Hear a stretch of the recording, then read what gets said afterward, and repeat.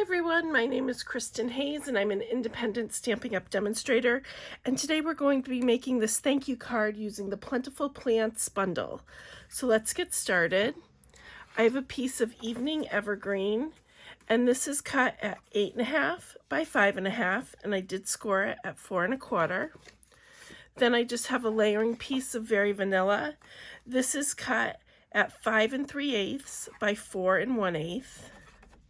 And then I have a piece of Soft Succulent, and this is cut at 5 1/4 by 4. And I did, excuse me, I did already run this through the Stampin' Cut Emboss machine with the macrame embossing folder. So let me just put that aside.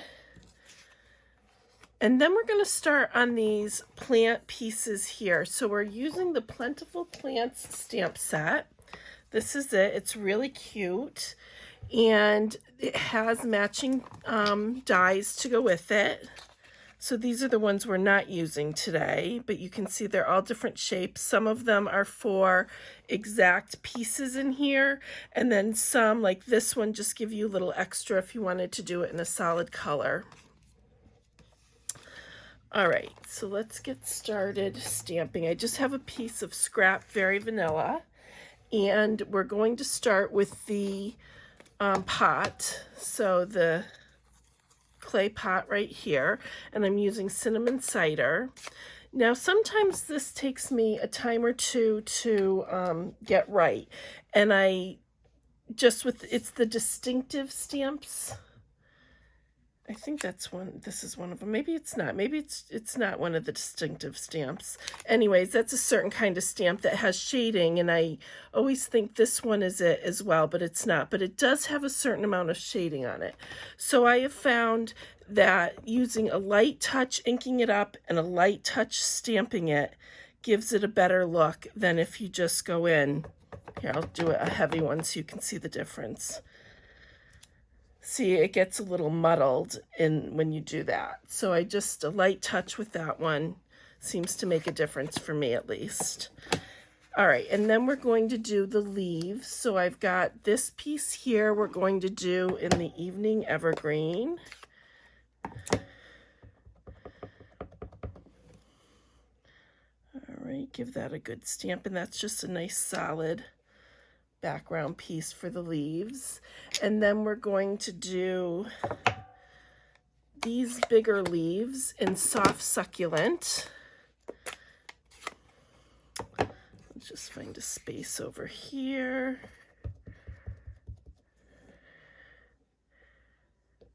There we go. And I'm going to do all my stamping, and then we'll do the big shot all at the same time. So the holder, this is supposed to be like a macrame holder, that's just a solid piece. So that's the Evening Evergreen, and that'll just be with the solid piece, so you don't stamp that part. But I did stamp the sentiment, a little note, and then I'm going to use one of the Tasteful Label dies, and we're going to kind of off-center it, but let's get that stamped as well so we can do all of our die cutting in one go, hopefully. Sometimes they shift on me. We'll see. Maybe we'll do it in two. So I'm just going to hope that's still in frame. Stamp that right there. All right, so I'm going to cut out my pieces before I put it through the big shot. I just find it easier to line up that way. And you don't have to do it exact, and it's just so they're separated.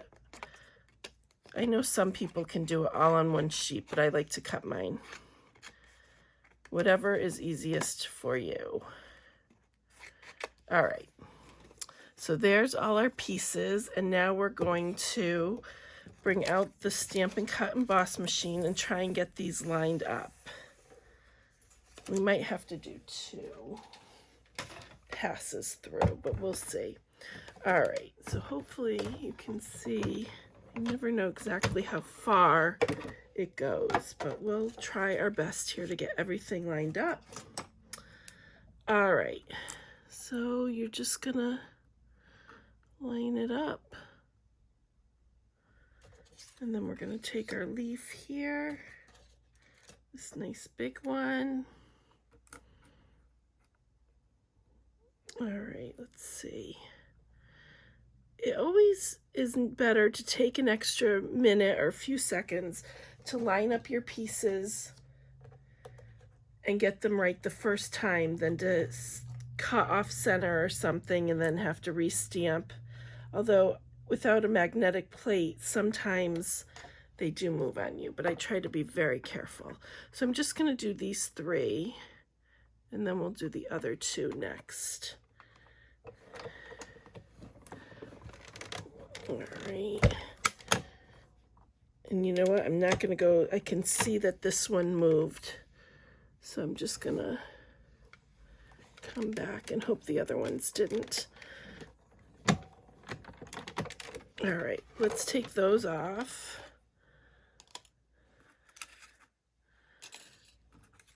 Whoop. So those came out very nice. And this one we caught before it shifted, or before it went through rather. So we're just going to line that back up. And then I'm going to do the note with it here. And again, I just off-centered that a little bit just to fit the words in. Okay, and then this piece is just going to be at the end here. It just fits in that piece I cut. All right, so let's try this again. There we go. And you can tape them with some washi tape. I'm too impatient for that. But if you wanted to spend a little extra time and make sure they were all right each time, that is one trick you can use as well. So we have the pot, and then our macrame piece. Let's see, here we go. We just have to punch some of those out, and then our sentiment as well. Okay, so let's put this aside, and we can start putting our card together. Let me just punch these out here. There we go, they pop right out. All right, so the way I did it, put the plant together, is I took this piece of soft succulent, and then I started with this piece here, the one I wanted in the back. So I'm just going to adhere a little bit of adhesive, my stamping seal on, and just put that right about, there's something on there. Let me see if I can scrape that off. There we go. Okay, so I'm just going to put this on right here. And then this one I used glue dots on, and because I wanted it not to be completely flat, but I didn't want it to be as high as, you know, a dimensional would make it. So the glue dots are nice in between sometimes.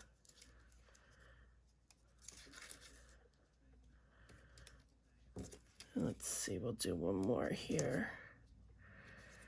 Okay, and then that can go right here on top. Then we're going to use a dimensional on the pot itself. A lot of different adhesives I used for this. Okay, so let's see, we're gonna put this about right there, looks good. Hopefully this will fit on correctly. Yep. Okay, so now for this, all I did is I used my fine tip glue pen, and I just used it on the bottom pieces. So just where it's going to hit the pot. And I just put a little tiny bit on each one. And then I am going to use a block once I get it on to hold it in place for a minute for us while it dries.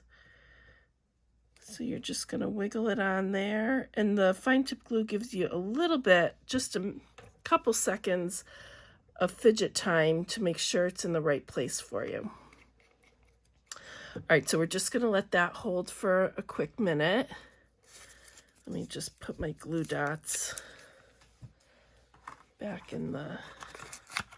So the next piece we're going to use, if I can find where I put it, is the Very Vanilla twine from the Baker's Twine Essentials, and it seems to have rolled off somewhere. So you know what, we'll just use this linen looking one. I don't know where the vanilla went. So instead of spending an hour looking for it, we'll use this one. This will be fine. So I'm just going to cut off a piece, not very long. Let's see. This is about 4 inches. That can come off now.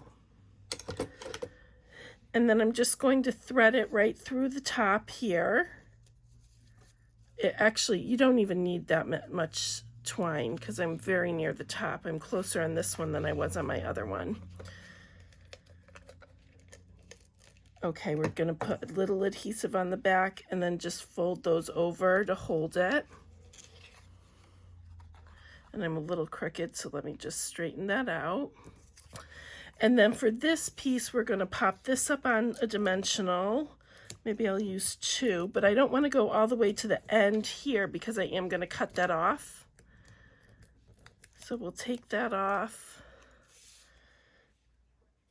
and we'll just off-center that a little bit and then trim off the side. All right, so now we can start putting this.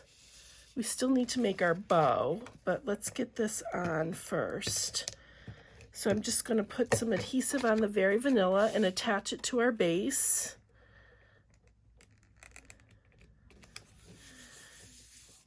And then we're going to put some adhesive on the back of this. We'll put a little extra there so to make sure the twine stays where you want it to stay. All right. Whoops, we'll center that on there. There we go. And then I'm just going to make a tiny bow to put at the top of this. Let's see if I can make it on my first go. Sometimes with the twine it is just so small. Okay, not too bad. Then we're just going to fuss with it here to get it to the size we want it. It's a little bit twisted. I don't think it's going to untwist either. We'll try and use a glue dot to get it the way I want it. Okay, and then we're just going to trim off here, and then we're going to use another glue dot to adhere. And I just roll it with my fingernail. And then I'm going to adhere it right onto the back of the bow. And then put that right here in the center of our hanging basket there. And that is all there is to it.